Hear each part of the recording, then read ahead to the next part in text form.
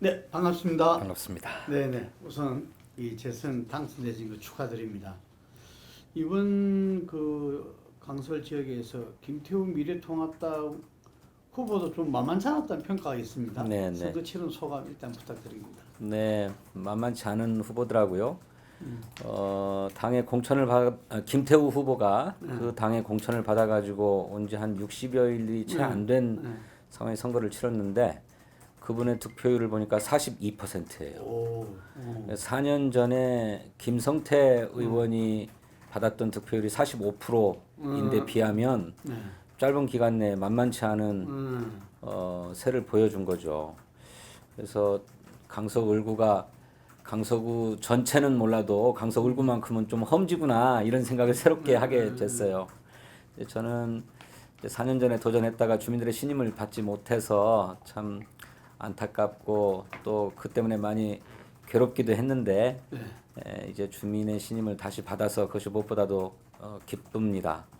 하지만 그게 어디 또 뭐 꼭 진성준 좋다고만 해서 찍어준 표이겠어요. 강서 을구에 특히 할 일이 많은데 근데 청와대에서의 경험이나 서울시에서의 경험을 잘 살려서 지역을 위해서 열심히 일해달라라고 하는 그런 무거운 또 책임과 소명을 주신 거라고 생각합니다. 성실한 자세로 열심히 일하겠다는 그런 각오입니다. 선거 직후에 여러 가지 평가들이 나왔습니다마는 무엇보다도 미래통합당으로 대표되는 야당이 대안 세력으로 인정받지 못했다는 것이 제일 크다고 생각합니다. 두 번째로는 문재인 정부가 촛불 시민혁명의 힘으로 탄생한 정부인데 나라를 바로 세우고 또 민주개혁 과제들을 추진하려고 노력했습니다만 촛불혁명 이전에 구성되었던 20대 국회의 의석 분포 때문에 문재인 정부가 추진하고자 했던 여러 가지 민주개혁 정책들이 국회에서 계속 가로막힌 적이 많았습니다. 근데 이런 데 대한 국민적인 평가가 크게 작동했다고 생각합니다. 그래서 문재인 정부가 제대로 일할 수 있도록 좀 힘을 좀 모아줘야 되겠다라고 하는 것이 그래서 촛불혁명의 어떤 대의가 법적으로 또 제도적으로 갖춰져야 되겠다라고 하는 국민적인 어떤 컨센서스가 이번 선거 결과로 나타난 게 아닌가 생각합니다. 그리고 세 번째로는 코로나19에 대해서 정부가 참 방역을 잘했어요. 이것이 자칫 잘못했다가는 엄청난 심판으로 올 수도 있는 사안이었습니다만 적당히 뭐 비공개로 임하는 게 아니라 모든 것을 투명하게 공개하고 또 뭐 정부 당국과 의료진들이 헌신적으로 일하고 또 거기에 국민들의 어떤 자발적인 참여까지 더해지면서 방역을 잘 했기 때문에 그에 대해서도 평가하고 코로나19로 인해서 초래될 어떤 사회경제적인 충격에 대해서도 정부가 방역을 잘했던 것처럼 잘해달라라고 하는 기대가 또 아울러 함축된 것이 아닌가 그런 복합적인 의미를 가지고 있다고 생각합니다. 그러니까 압도적인 의석을 점하고 있다고 해서 일방적으로 그냥 밀어붙이려고 해서는 안 된다고 생각하고 야당과 최대한 협력해서 모든 것을 좀 합의하에 풀어가려고 하는 노력이 필요하다고 생각합니다. 근데 야당도 무조건 반대만 할 게 아니라 총선에 나타난 민의는 물론 이거니와 또 촛불혁명으로 제기되고 있는 어떤 우리 국민적인 여망 이런 것을 잘 판단해서 협조할 것은 좀 협조해 주셨으면 좋겠어요. 그래서 여당은 여당으로서 국정에 책임을 지고 있는 만큼 야당과 최대한 협치를 통해서 국정을 개혁하기 위해서 노력하고 또 야당도 무조건적인 비판과 반대가 아니라 필요한 것들은 협력해주는 이런 자세가 필요하다고 생각합니다. 뭐 일리 있는 지적이라고 생각합니다. 근데 다만 그렇게 이제 연동형 비례대표제의 취지가 무력화되었기 때문에 아예 연동형 비례대표제를 폐지해버리고 과거로 돌아가자라고 하는 통합당은 그렇게 이야기하죠. 그건 후퇴라고 생각합니다.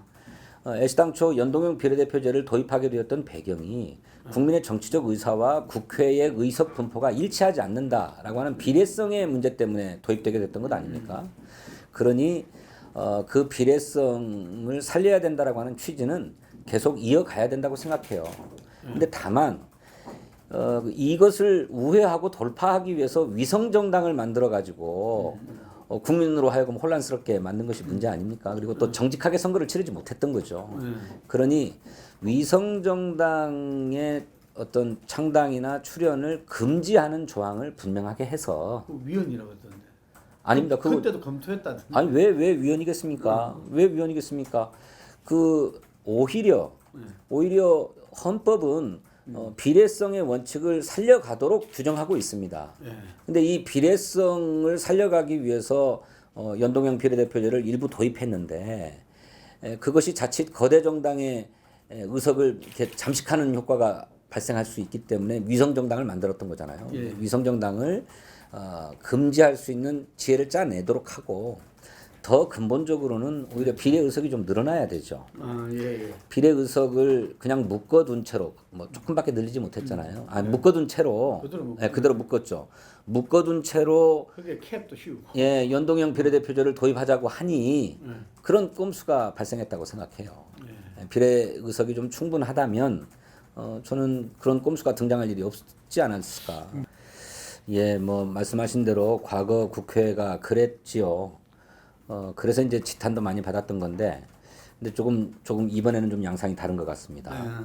코로나19가 그냥 전염병으로 시작된 것이지만 그것을 방역하는 과정에서 사회적 거리두기가 시행되고 또 그로 인해서 사회경제적인 충격도 크고 또 이것이 기후 변화와 연동되어 있는 문제이기 때문에 그런 기후 변화에 대한 적극적인 대응도 요구되고 뿐만 아니라 이제 사람들 간의 직접 접촉이 가급적 잦아드는 분위기이기 때문에 경제 활동이나 사회 활동도 비대면 경제, 비접촉 활동 뭐 이런 것들이 중심이 돼야 해서 뭐 AI라든지 IT 기술을 이용한 뭐 이른바 4차 산업혁명 뭐 이런 것들을 능동적으로 준비하지 않으면 뭐 시대에 뒤떨어질 수 있다라고 하는 성찰들이 있어서 지금 뭐 저 21대 국회가 아직 지금 당장 개원하지 않은 상태고 이제 곧 개원하게 됩니다만은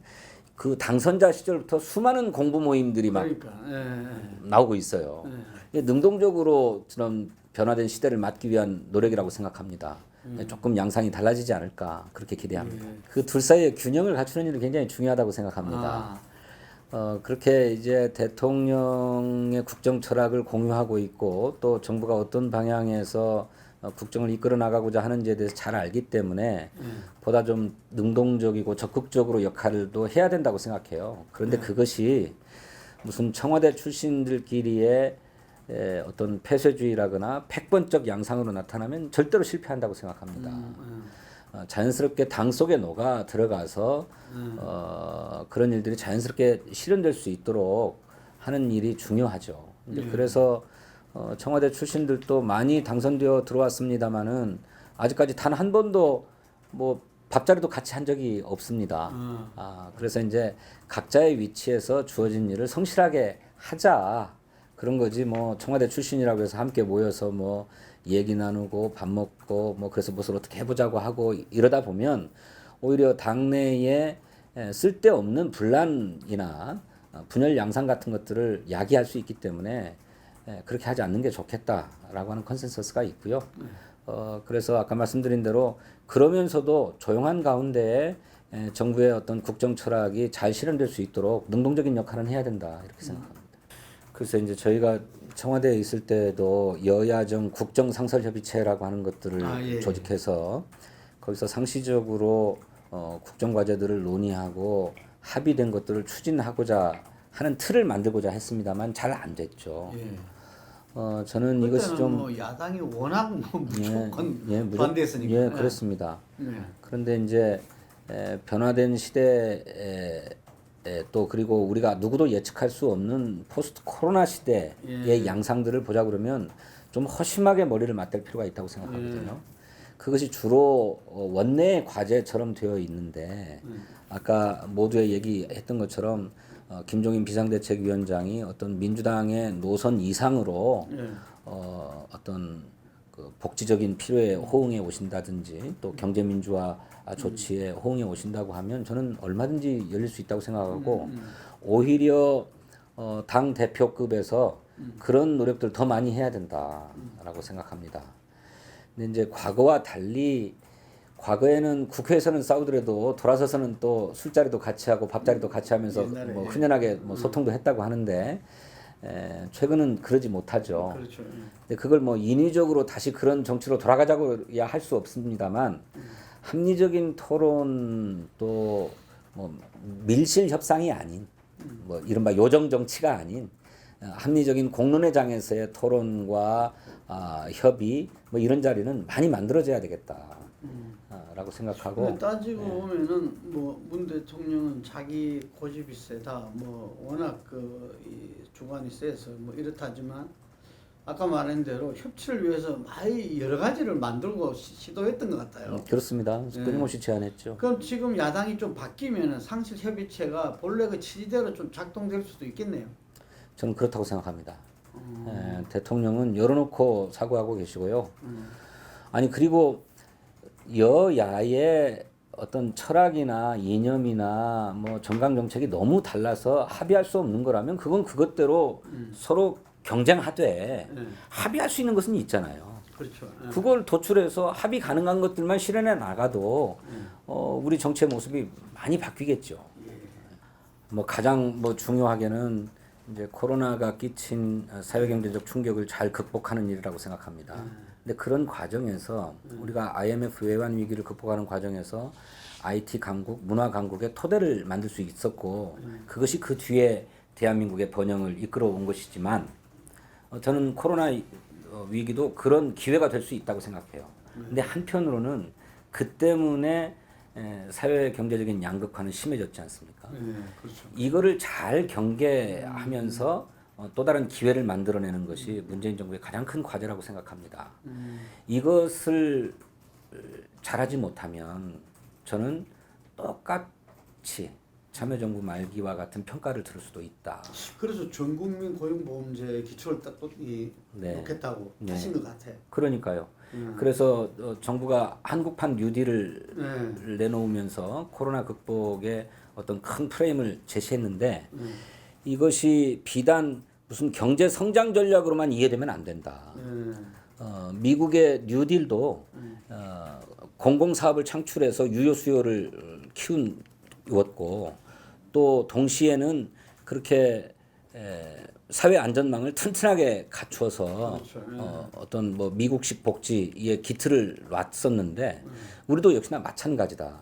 새로운 성장 동력을 모색하기 위해서 노력하되 그로 인해서 파생될 수 있는 또 다른 어떤 사회 양극화의 문제를 동시에 고려하고 해결하는 차원에서의 뭐 전국민 고용보험제를 비롯한 어떤 사회 안전망을 튼튼하게 갖추는 문제는 놓치지 말고 가야 될 과제다 그렇게 생각합니다.